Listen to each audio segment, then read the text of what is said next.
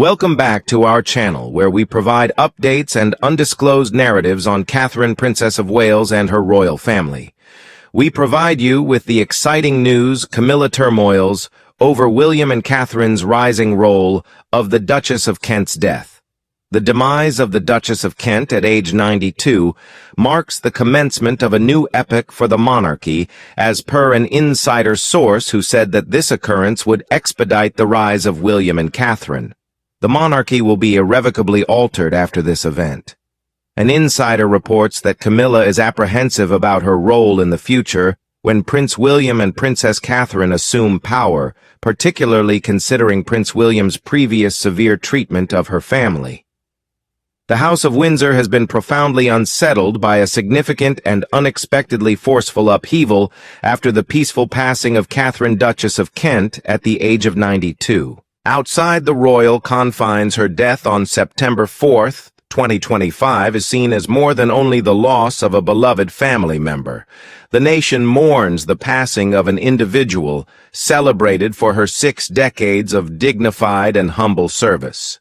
Sources with intimate knowledge of the royal household indicate that it has become the decisive factor accelerating the timeline for the most significant transfer of royal power in a generation, therefore determining the future of the Prince and Princess of Wales. The diminishing numbers of the monarchy have been more evident, and the pressure on the royal line of succession has intensified with the death of the Duke of Kent's wife. Since her marriage into the royal family in 1961, she has been a dependable and respected figure, and her departure will be profoundly lamented by everybody. The occasion is said to have solidified a strategic vision that Prince William and Princess Catherine have long held into an immediate and pressing plan of action for its implementation. Insiders indicate that what was formerly deemed a theoretical preparation for a distant future has now evolved into a realistic and imminent reality. The Duchess's demise has created a significant void and simultaneously prompted the future King and Queen to consolidate their authority, refine their vision for a contemporary monarchy, and ready themselves to assume leadership of the institution sooner than expected by the public or themselves. The subsequent narrative recounts how the end of a lengthy, tranquil life of service has instigated a lasting transformation in the course of the British monarchy, necessitating a future king and queen to decisively emerge from obscurity into prominence, ready to redefine the fundamental nature of the crown for the 21st century. A life of subdued elegance and inconspicuous impact. To fully understand the ramifications of her demise, it is essential to recognize the unique and sometimes underappreciated role that Catherine Kent occupied within the royal family. She was born in Yorkshire in 1933 and named Catherine Worsley. Her father had the title of baronet, hence she did not originate from the royal lineage. Instead, she joined that realm with a resolute determination that would define her character. The nuptials of Prince Edward, Duke of Kent, to her on June 8, 1961 in York Minster were a much-anticipated social occasion. Prince Edward is a first cousin of the late Queen Elizabeth II, marking the first royal wedding at the cathedral in almost 600 years. Since the outset, the Duchess of Kent has carved out a distinct role for herself, diverging from the more formal and prominent posts held by other senior members of the royal family. She undertook several ceremonial engagements on behalf of the Queen, particularly during the 1960s and 70s, a period marked by the collapse of the British Empire, during which she and the Duke represented the Queen at independence celebrations around the Commonwealth. Nonetheless, her true passions were discovered in other endeavors. She was a fervent proponent of the arts and a highly skilled musician proficient on the piano, organ, and violin.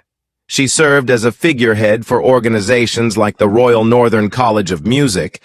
Her advocacy for these entities and her founding of Future Talent, a charity that aids exceptional young musicians from low-income backgrounds, were deeply personal commitments. Her 3-decade tenure as an awards presenter at the Wimbledon Championships established her as a globally beloved and known celebrity.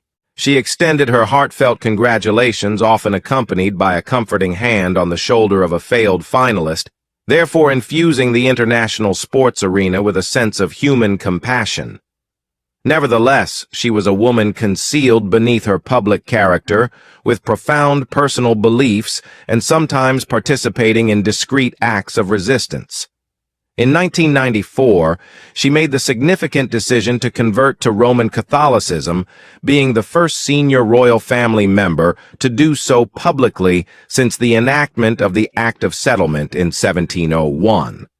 The decision to proceed with the transfer, authorized by the Queen's personal consent, demonstrated that a woman was unafraid to adhere to her conscience, even within the stringent confines of an institution where the Queen serves as the supreme governor of the Church of England.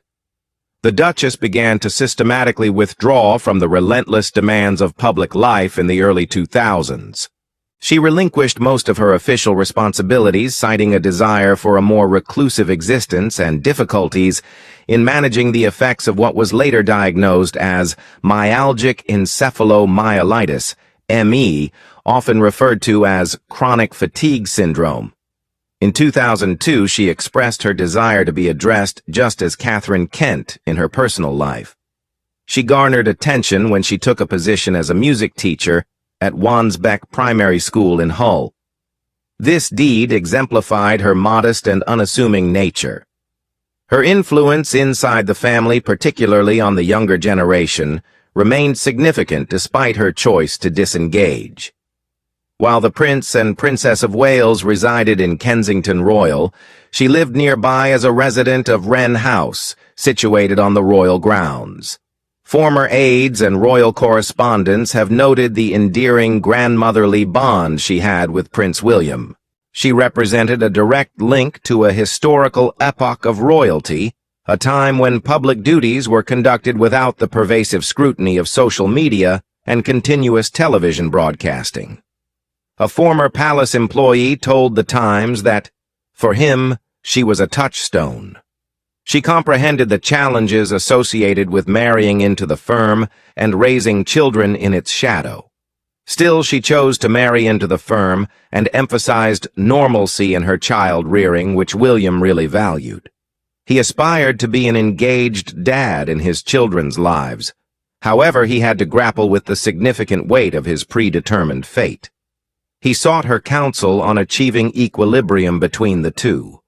Consequently, her life functioned as a conduit between the stringent formalism of the traditional legal system and the approach that prioritized emotional accessibility favored by the younger generation. The bridge that formerly linked the Prince and Princess of Wales to their future was obliterated by her departure, which has resulted in more than only the loss of a family member. With her departure, the Prince and Princess of Wales find themselves poised at the threshold of their future, compelled to navigate it alone. The family's mourning and the announcement made. On the morning of September 5, 2025, the announcement was made in a stark and formal fashion, characterized by a black border, a style reserved for such occurrences. Buckingham Palace released the following statement: Her Royal Highness, the Duchess of Kent has died, and the King has announced this with profound sorrow. The Duchess passed away peacefully at Kensington Palace last night, surrounded by her family. The royal family has been informed and collectively mourns the loss of a family member who will be profoundly missed. They worked assiduously to aid others. The customary rhythm of royal activities was interrupted by the announcement. Flags at royal palaces were lowered to half-mast, and scheduled engagements were quietly postponed. News organizations globally rapidly mobilized their royal correspondents, sourcing archival footage of the Duchess from Wimbledon state banquets and international trips. Publications like The Guardian and the Daily Telegraph released extensive tributes emphasizing her humanitarian contributions and her distinctive role within the Windsor family, while the British Broadcasting Corporation, BBC, commenced its broadcasts, with a tribute to her quiet dignity and enduring passion for music. The royal family saw the loss as both pressing and personal. The death of his cousin's spouse, a steadfast figure in King Charles III's life, reportedly induced significant sorrow in him. King Charles III, who has personally faced public health challenges, was reportedly very affected by the death of his cousin's wife.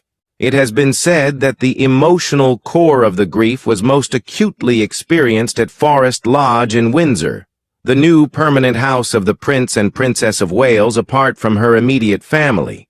Sources close to the couple indicate that they were devastated upon receiving the news.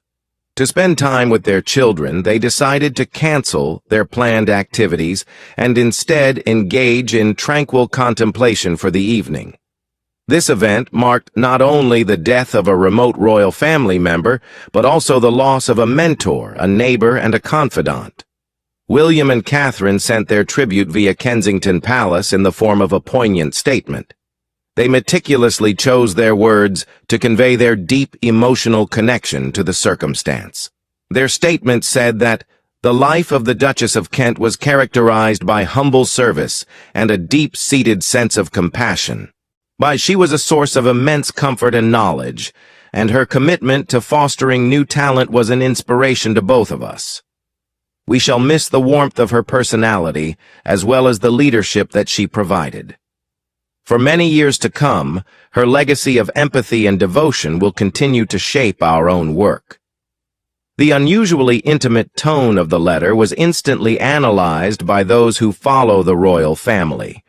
The statement that her legacy informs our own work was understood to be a direct acknowledgement of the impact that she has had on their own public roles. This influence can be seen in William's desire for a monarchy that is less ceremonial and more impact-driven, as well as in Catherine's dedication to the development of early childhood and mental health. Dr. Anna Whitelock, who is a royal biographer, said that this was not your typical by-the-numbers tribute. This was a eulogy that was really a mission statement in disguise. By giving her public credit for influencing the development of their vision, they were positioning their future acts as a continuation of the revered legacy that she had left behind. It managed to pay homage to the past, while simultaneously making a claim to the future, thereby proving itself to be a communication of the highest kind. The latter months of the Duchess's life were characterized by a growing fragility, and sources within the royal family stated that the Prince and Princess of Wales had been frequent though discreet visitors during this time. An individual who spoke with Vanity Fair on the condition of anonymity stated that the Duchess had made a direct plea to William in one of their last discussions, telling him, "Do not wait for the throne to find you. You will be able to shape it and prevent it from shaping you if you prepare for it now rather than allowing it to shape you." Regardless of whether it is mythical or not, the feeling encapsulates the spirit of the period. Her passing away served as the definitive, unmistakable indication that the time for waiting had come to an end. The monarchy at a crossroads, the diminishing ranks. The death of the Duchess of Kent has brought into stark view a demographic and strategic issue that has been steadily developing inside the monarchy for a number of years: the drastic reduction in the size of its core personnel. Queen Elizabeth II was able to rely on a big and strong cast of supportive family members for decades to help her carry the load of thousands of yearly engagements, which ranged from establishing hospitals to representing the United Kingdom in other countries. Her cousins, the Kents and the Gloucesters, as well as Princess Alexandra, were among those who assisted her. Without a doubt, that time period has come to an end. The most recent in a long line of setbacks that have decimated the ranks of working royals is the passing of the Duchess. The two most important foundations of the organization were taken away with the deaths of Prince Philip and Queen Elizabeth II. The Duke and Duchess of Sussex, who were the most internationally marketable young couple in the United Kingdom, left the country for California as a result of their own decision to live in exile. Another high-ranking official was taken out of the picture when the Duke of York was disgraced and effectively retired. Those who are left behind are a core group whose senior members are of an elderly age. When he was 73 years old, King Charles III became the next monarch of the United Kingdom. The cousins that are still living in Kent and Gloucester are in their late 70s and 80s. Throughout the course of modern history, there has never been a time when there have been fewer royals who are accessible to cut ribbons, attend charity dinners, or meet with foreign leaders. The Prince and Princess of Wales are now faced with a sudden and unprecedented responsibility as a result of this reality. A high-ranking member of the court provided an explanation to the Sunday Times, saying, "The death of the Duchess was the turning point. It was not only an unfortunate occurrence, it was also a logistical and strategic nightmare. It forced each and every person to face the hard fact that the daily operation of the monarchy in the future is nearly entirely dependent on the Prince and Princess of Wales. Nobody else is around." According to reports, the pressure has caused a number of high-ranking officials to have conversations within the palaces, which has accelerated the implementation of Prince William's long-term strategy for a slimmed-down monarchy. What was formerly considered an idealistic desire has now become a practical need. The emphasis must now change from quantity of interactions to quality, from ubiquitous presence to strategic influence. This is because the number of encounters is no longer the most important factor. It is at this point when the impact of the late Duchess becomes so very important. When it came to this new model, her own life served as a pattern for it, placing an emphasis on a few important areas with true enthusiasm, valuing work that is meaningful above ceremonial pomp, and retaining a degree of solitude in order to protect personal well-being. On a large scale, William and Catherine are now working to put this idea into practice. The Shaping Us campaign, which was launched by Catherine and is focused on early years development, and the Earthshot Prize, which is a worldwide environmental project that was started by William, are no longer considered to be side projects. They are now their primary priorities. They are being presented as the most important pillars upon which the future kingdom will be built. The conventional dispersed approach to royal responsibilities is being abandoned, and engagements are being chosen to promote these main themes. On BBC Radio 4, a royal analyst made the observation that the king's own health concerns, while managed, have added another layer of urgency. He has begun to transfer increasingly substantial responsibilities related to the Constitution and ceremonial matters to the person who would succeed him. In everything but name, we are now experiencing a shadow reign. William is doing more than making preparations to become king. In a number of respects, he is already carrying out important components of the position. The death of the Duchess of Kent has only eliminated the last remnants of the previous support structure, compelling this new reality to come out into the open and be addressed. Creating a crown that is contemporary and easy to identify with the vision of Wales. The Prince and Princess of Wales have been energized by the rapid shift which has resulted in their family home Forest Lodge, located in Windsor Great Park, being transformed into the de facto command center for all future matters pertaining to the monarchy. Their decision to relocate there, which was a considerable departure from the gilded cage of Kensington Palace, is generally seen as the first and most symbolic step in their drive to transform the institution.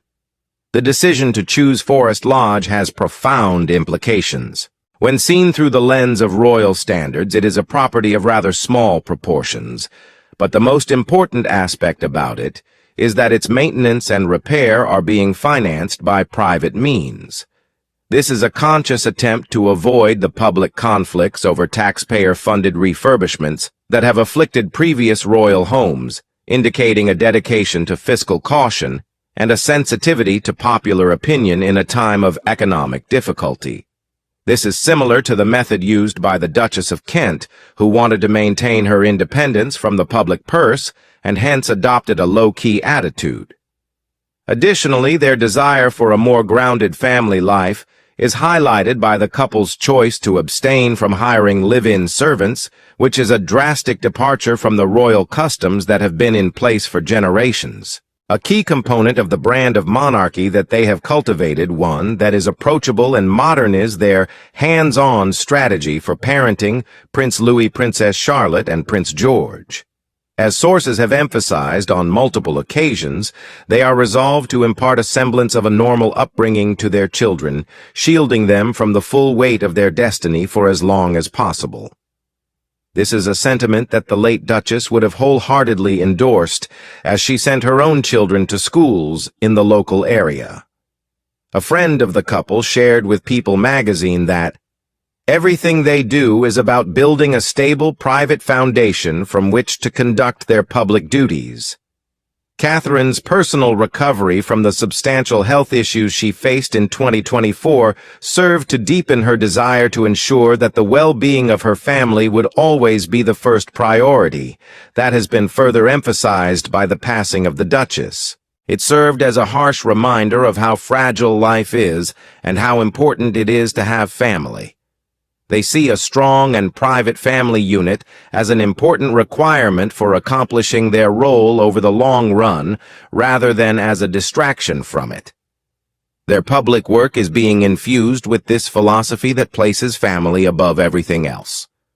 The school calendar is being used more and more frequently to schedule their engagements, and they are in the process of reconsidering the possibility of going on long tours that would take them to other countries. While this method does involve a certain amount of danger, traditionalists are concerned that it might diminish the mystery and omnipresence that are expected of monarchy.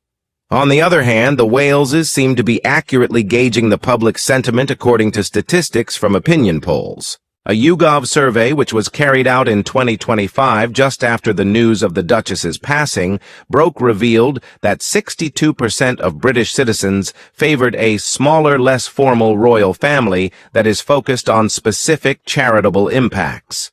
This is a considerable increase compared to prior years' polls.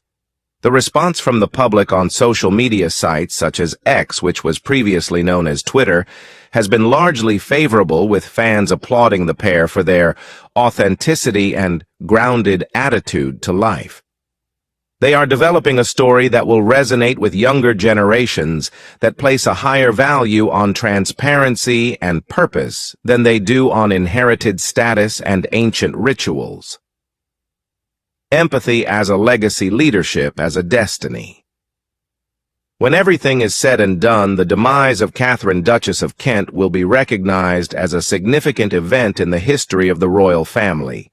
It was a subtle conclusion to a chapter in the history of the monarchy, as it was understood in the 20th century, an expansive family business that was characterized by grandeur ceremony and a feeling of responsibility that was based on tradition. In turn, her passing has forced the beginning of a new chapter one that has been written by a prince and princess who recognize that in order for the institution to continue to exist, it is necessary for it to change over time. The buildings that she inaugurated and the plaques that she revealed are not what constitute her legacy. Her legacy lies in the quiet example that she set for others to follow, that it is possible to be royal without being aloof, to be obedient without being distant, and to be conventional without being held back by the past. She illustrated that in many cases the real power to influence others is not found in the limelight, but rather in the shadows. It is discovered in the quiet words of encouragement and the unwavering dedication to one's own particular principles. This legacy has become the motto that Prince William and Princess Catherine now live by. She has managed to transform the sorrow she feels over her loss into a newfound sense of purpose in her life. They have transitioned from being just heirs apparent to being active builders of the contemporary throne. The idea of a monarchy that is streamlined, compassionate, and relevant based on family and focused on global effect is no longer something that is far-fetched for them. It is an ongoing reality that is rapidly approaching.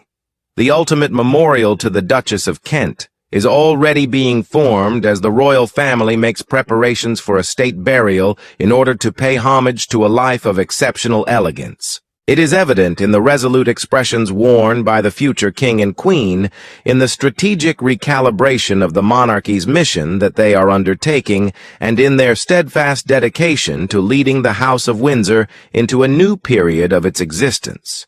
The Duchess, a woman of few words who preferred the company of musicians to the pomp and circumstance of the royal court, has by her departure begun the beginning notes of a strong new symphony for the British throne. She has completed her task, but her impact on others has only just started to be felt. Her departure has irrevocably determined the future of William and Catherine, as well as that of the kingdom that they will eventually be in charge of. Thank you for watching the video. Please let us know your thoughts and goodbye for now.